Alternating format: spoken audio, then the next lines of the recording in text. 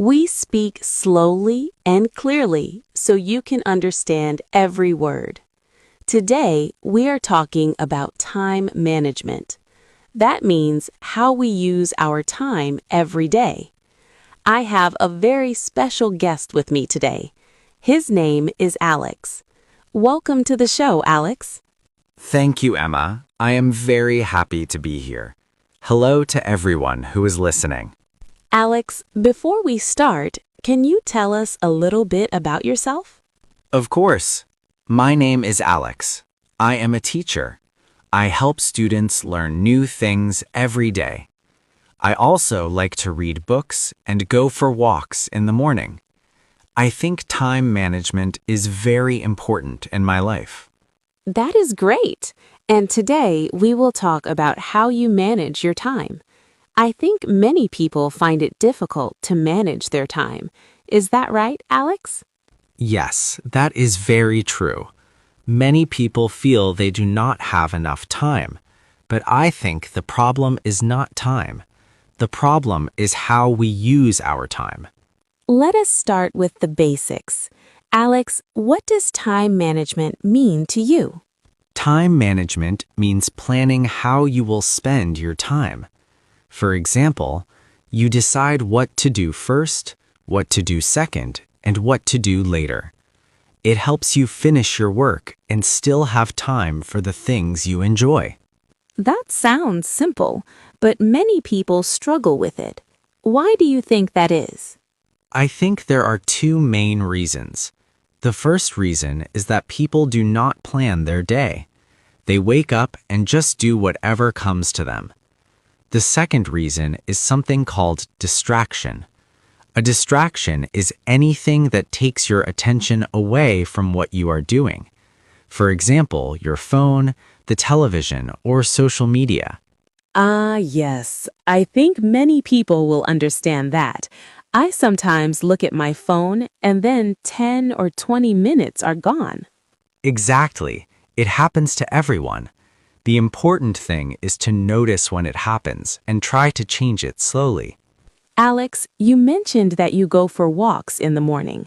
Can you tell us about your morning routine? Sure. I wake up at 6 o'clock every morning. I do not use my phone for the first 30 minutes. I drink a glass of water, and then I go for a walk for about 20 minutes. When I come back, I eat breakfast, and then I write a short list of things I want to do that day. That is very organized. Why do you not use your phone in the morning? Because if I look at my phone first thing in the morning, I start reading messages, news, and social media. Before I know it, 1 hour is gone and I have not done anything important. So I protect my morning time. That first hour of the day is very valuable to me. I love that, protecting your morning time. That is a great way to think about it. What about our listeners who do not wake up early? Can they still manage their time well? Absolutely. You do not have to wake up at 6 o'clock. The important thing is to start your day with a plan. Even 5 minutes of planning can make a big difference. Think about what is most important today and do that first. You mentioned writing a list every morning. Can you tell us more about that? How do you make a good to-do list? Yes, a to-do list is very simple. You write down the things you need to do. But here's the key. Do not write too many things. If you write 20 things on your list, you will feel overwhelmed. That means you feel like there is too much and you don't know where to start. So, how many things should be on the list? I usually write 3 to 5 things. I call them my most important tasks for the day. I make sure I do those things first. Everything else comes after. That makes a lot of sense. Focus on the most important things first. Yes, there's a saying, eat the frog first. It means do the hardest or most important task at the beginning of your day. Once that task is done, the rest of the day feels much easier. Oh, I like that saying. eat the frog first. I have never heard that before. It is a very popular idea in time management. Mark Twain, a famous American writer, is often connected with that saying. Alex, another thing I hear about time management is learning to say no. Can you talk about that? Yes, this is very important and also very difficult for many people. When someone asks you to do something, it's easy to say yes because you want to be helpful. But if you say yes to everything, you will have no time for your own important work. So we need to say no sometimes. Yes, but you can say no politely. For example, you can say, "I'm sorry, I am very busy right now, but maybe I can help you next week." Or you can say, "I appreciate you asking me, but I cannot take on anything new right now." These are kind ways to say no without making the other person feel bad. That is very helpful. I think many people feel guilty when they say no. That's normal. But remember, when you say no to something that is not important, you are saying yes to something that is important. You are protecting your time and your energy.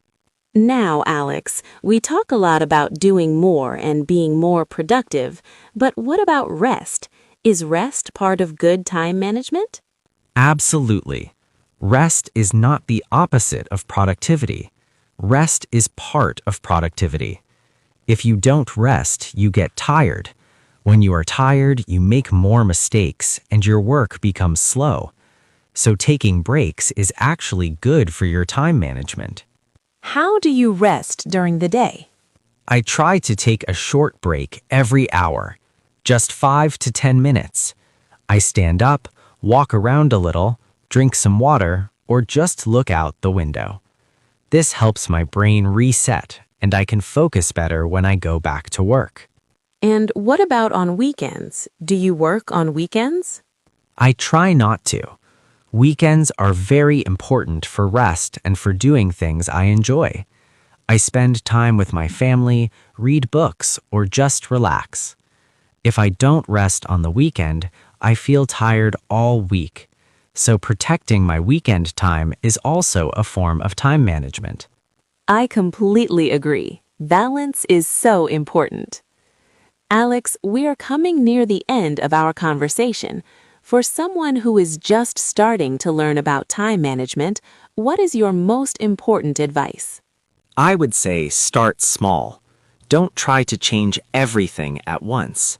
Pick one small habit and do it every day for 1 week. For example, write a to-do list every morning for 1 week, just that one thing. After 1 week, it will start to feel natural. Then you can add another small habit.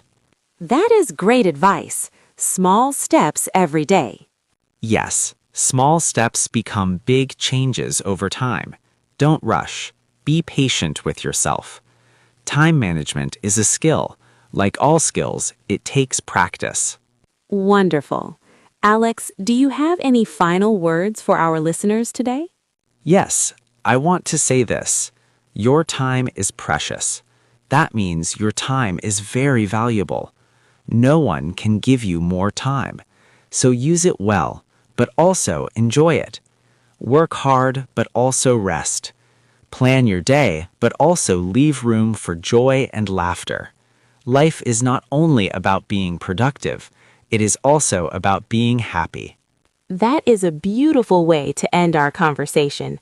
Thank you so much, Alex. I learned a lot today. Thank you, Emma, and thank you to everyone who is listening. Keep practicing your English. You are doing a great job.